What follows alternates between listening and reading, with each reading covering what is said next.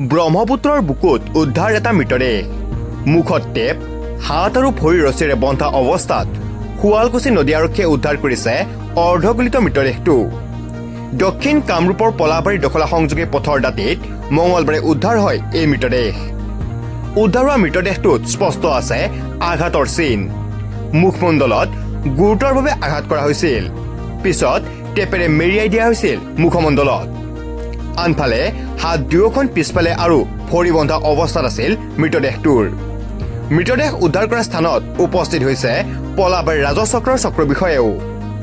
মৃতদেহটো চিনাক্ত কৰিব পৰা হোৱা নাই বৰ্তমান সময়লৈ পলাবাৰীৰ পৰা জিতুমণি শৰ্মাৰ ৰিপৰ্ট নিউজ এনি 365